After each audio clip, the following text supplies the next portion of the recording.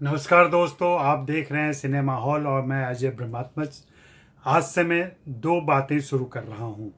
यह एक नई सीरीज होगी और इस सीरीज में मैं तात्कालिक, ऐतिहासिक और दूरगामी प्रभाव की दो बातें करूँगा।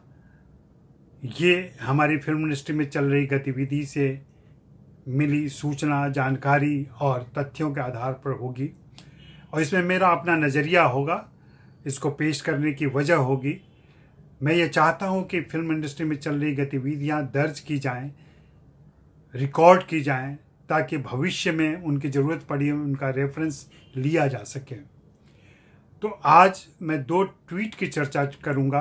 पहला ट्वीट है, करण जौहर ने लिखा था, 2 अक्टूबर को ट्वीट किया था उन्होंने, जिसमें प्रधानमंत्री नरेंद्र मोदी को उन्होंने टैग किया है और बताते हैं कि हम लोग बहुत ही हम्बल्ड और ऑनर्ड फील कर रहे हैं कि हम लोग अपने देश के 75th एनिवर्सरी के लिए कहानियाँ क्यूरेट कर रहे हैं और उसे हम लेकर के जल्दी ही आएंगे। इसमें इस ट्वीट में उन्होंने जो टैग किया है उसमें राजकुमार हिरानी हैं, उसके अलावा आनंद एल राय हैं, उसके अलावा एकता कपूर हैं, फिर साजिद नडियाडवाला हैं, रोहित शेट्टी हैं, दिनेश विजन हैं। साथ में पीएमओ ऑफिस को भी किया गया है और इंडियन फिल्म फ्रेटर्निटी एक हैशटैग बनाया गया है। चेंज विद इन भी एक हैशटैग है इस ट्वीट में। इसी ट्वीट में आगे चलकर वो लिखते हैं, एक नोट डाला है उन्होंने, चूँकि वो नोट लंबा था और कम में नहीं लिखा जा सकता था, तो उसमें लिखा है उन्होंने। उसमें दो बातें बहुत महत्वपूर्ण है, बाकी तो डिटेल है, विस्तार में उन्होंने चर्चा की है अपने उसकी। उनकी दो बातें महत्वपूर्ण हैं कि हम इस यात्रा पर एक नई शुरुआत करने जा रहे हैं और एक महान दौर में प्रवेश कर रहे हैं, जहां हम भारत के बारे में कहानियाँ कहेंगे, भारत के आत्मा की कहानियाँ पेश करेंगे। और यहाँ फिर आगे वे जोर देकर कहते हैं कि हम लोग प्रधानमंत्री के विचारों से बहुत प्रभावित हैं, हम चाहते हैं कि वे हमें गाइड करें और फिल्म फ्रेटर्निटी के हम सदस्य इस बात के लिए बहुत ही प्रिविलेज्ड महसूस कर रहे हैं कि हम देश के 75th एनिवर्सरी के लिए चीज़ें बनाएंगे। इसमें एक चीज़ तो स्पष्ट है कि अब अगले 2 सालों में इन मेकर्स की तरफ से ऐसी कहानियाँ आएंगी जिसमें भारत की बातें होंगी और यह अच्छी बात है। भारत की बातें होंगी, देखना ये होगा कि भारत की ये बातें देश के जनता के हित में है, देश के जनता की सोच के अनुसार हैं या सत्ता के समर्थन में है, पार्टी विशेष के समर्थन में है, यह गौर करने वाली बात होगी।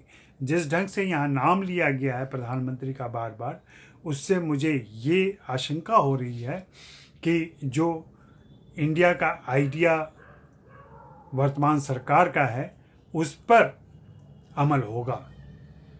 अच्छा होगा, बुरा होगा, इसका परिणाम ये आने वाला समय बताएगा, लेकिन ये होगा, ये आप तथ्य जान लें और मान लें। इसके बाद जो बात मुझे बतानी थी, दूसरी बात, उसमें शेखर कपूर का एक ट्वीट है। शेखर कपूर ने 4 अक्टूबर को यह ट्वीट किया है और इस ट्वीट में उन्होंने स्पष्ट शब्दों में लिखा है कि हम भारतीय कहानियाँ और भारतीय प्रतिभाओं को अंतर्राष्ट्रीय मंच पर ले जाने की ज़रूरत महसूस करते हैं और वे FTII को IIT के जैसा एक संस्थान बनाना चाहते हैं, जहां दुनिया भर के लोग पढ़ने के लिए आ सकें, सीखने के लिए आ सकें, जो कभी हॉलीवुड का अपना महत्व हुआ करता था। मैं इस पर कुछ नहीं कहूँगा कि हॉलीवुड से तुलना की जा रही है या कौन सा भारत बनेगा जो हॉलीवुड की तरह का होगा। और इसे उन्होंने देश के सूचना एवं प्रसारण मंत्री प्रकाश जावड़ेकर को टैग किया है।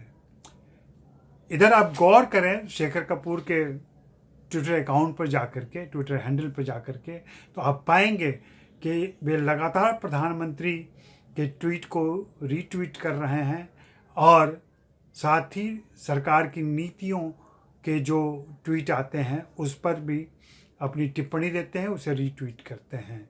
स्पष्ट बात है, उनका झुकाव साफ है। मुझे ये नहीं कहना है कि इन दोनों का झुकाव अचानक से आया है या ये इस एक निरंतर प्रक्रिया में निकल कर आया है, लेकिन यह स्पष्ट है कि देश के कुछ बड़े film maker, Hindi film industry के उस तरफ एक झुकाव महसूस कर रहे हैं। हो सकता है ये किसी दबाव में हो सकता है ये लगाव से हो, कहना मुश्किल है। उनकी फिल्में देखने के बाद पता चलेगा, उनका काम देखने के बाद पता चलेगा। लेकिन आप नोट कर लें, जो मैं कह रहा था कि तात्कालिक, ऐतिहासिक और दूरगामी प्रभाव इन दोनों ट्वीट का होगा, या आप अभी से नोट कर लें।